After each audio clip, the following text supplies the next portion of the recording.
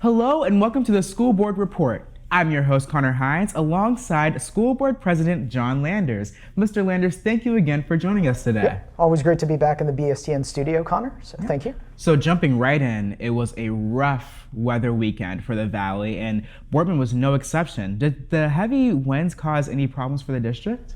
You know, unfortunately, we did see some damage to our buildings. Specifically at Center, we saw some damage to the large auditorium roof and some interior ceiling damage. You know, we did have crews out there Sunday and Monday investigating it, and we'll continue to kind of remediate that. We also saw some trees down at Stadium Drive by the playground and by West Boulevard in the front parking lot. Not unique to really anyone in the community. And then also in Spartan Stadium, we saw some damage to the south track fencing, some concrete around the wheelchair ramp in the concession area and handrail. There was some damage to that as well. We had, teams out there. I know Austin Town Fence is working on the fences now, and thanks to people like Mr. Fodderland and Mr. Miller and kind of our facilities and team to help address those issues and hopefully remediate them as quickly as possible.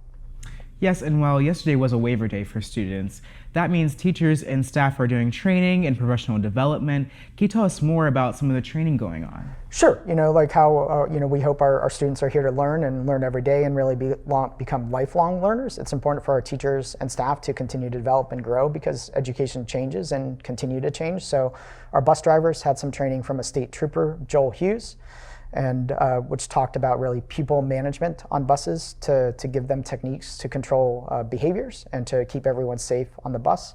Also emphasizing some new road safety procedures as well as anti-bullying measures.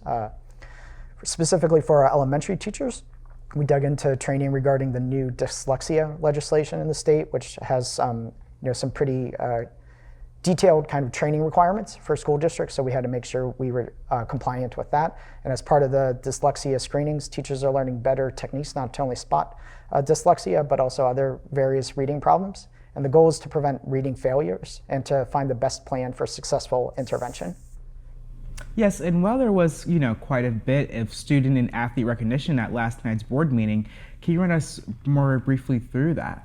Sure. I think first off, we had the meeting at Robinwood Lane. In the past, and something we started again this year is making sure we're holding board meetings in different buildings in the district. It allows us to see all of our schools. We do spend a lot of time at the high school, but it's important to see our elementary schools, to see Center and see Glenwood. So it was great to be at Robinwood Lane yesterday. We did highlight our speech and debate team, which took, I believe, 11 or 12 students to state. We have 3 that are still preparing for nationals this summer, including Swathi, who's a 2-time national qualifier. We also had, which is I think something new that the Butler did this year, Butler did a judged youth art show, and we had 3 elementary students place in that show, which was a new event. We had 4 dozen artworks from K through 6 kind of overall in the show. We had second grader from Stadium Drive, Mason Hoff, who placed first with a watercolor painting. A first grader from Robinwood, Abriella Cox, placed second with a kind of multimedia design, and a student from Center, 5th grader Vanessa Torres, placed third with her yarn project. And then, so that covers, academics, covers the arts, and then, to make sure we're kind of consistent with our 3As, we did have some athletic recognition. We honored both our boys and girls bowling team. They were both AAC champs and state contenders. The girls team qualified for state, with Caitlin Greenaway placing as the 4th best bowler in the state as a sophomore. And then individually, Austin Roll from the boys team was 14th in the state and earned All-Ohio Honorable Mention. And then BHS junior Lexi Beadle, who wrestles at the 110-pound weight class, placed 6th at state. It's her 3rd time at state and her 3rd time on the podium, and I think we're all really excited to see what she does during her senior year. And then lastly, indoor track, which is kind of a winter sport to kind of prepare for spring track in the spring. Outdoor track in the spring, excuse me. And our 4x4 relay team in indoor track placed 8th at the state to earn all Ohio honors. Yes, and congratulations to our student athletes and athletics programs. And while we were on the topic of elementary schools earlier, a bit of a historic event happened last week at the site of the old Market Street Elementary. Can you tell us more about the new stormwater park that's taking in its place?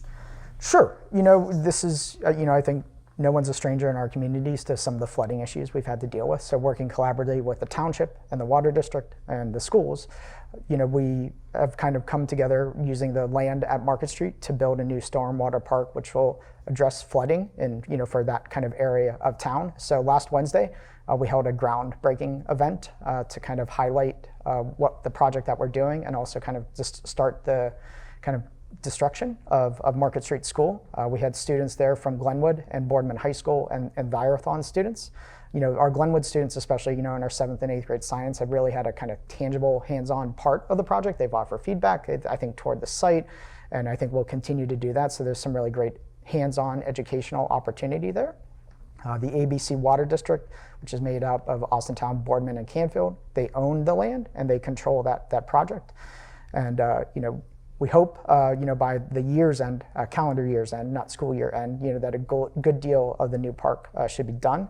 And the last piece will hopefully be kind of a learning pavilion where students will be able to do field studies. So we're hopeful and really thankful to the legacy and history of Market Street. It's served our community for so long, educating students and being a gathering place for students, for teachers, for families in the community. And while it is sad to see that building be torn down, we're excited and hopeful for the future because we believe that site can provide a lot of the same purpose. It can educate students in our school district and potentially other school districts and be a gathering site for the community. Yeah, and speaking of educational field trips, I hear there's another one coming up. Can you tell us more about that? Sure. I think often our spring sports teams may take advantage of spring break to do some field trips and kind of play some competition they may not get to play every year. So our boys baseball team is headed to Tampa, Florida to play over spring break. They won't miss any class for that field trip, and that's just kind of leading into the kickoff of, our weather permitting, of course, of our softball and baseball seasons, and I know our booster groups, our staff, and everyone is working to make sure those fields are ready for competition. Yes. And Mr. Landers, is there anything else you'd like to add? And you've given us so much information. Sure. I think, first off, last Friday, we had Project Mayhem, which is, I think, one of the most amazing and fun events of the year, to see kind of our music programs working together, but also to see kind of the high quality show that BSTN puts on. Because I think whether you're there or you're watching over from stream, you're really getting the same experience, which is a testament to all of you. So thank you to the BSTN crew. We know that Glenwood's musical is, I think, Friday the 31st and Saturday at 7 p.m. They're doing Disney's Moana Junior. So we're excited to see the talent they bring to the stage because, they'll be up in the high school in a few years performing on the BPAC stage. And then lastly, you may have noticed our website looks a little different, where we redesigned it to include some new things to highlight some alumni, to provide some better access to employment information if people are looking for jobs in the district. And we hope it's more user-friendly for parents and students to find information. So. Yeah. Well, Mr. Landers, thank you so much for joining us today. It's been a pleasure, like always. And Boardman, our time is almost coming to an end as the 4th 9 weeks are here and we are coming to a close. Until then, I'm Konner Hines for BSTN and have a great day, Boardman.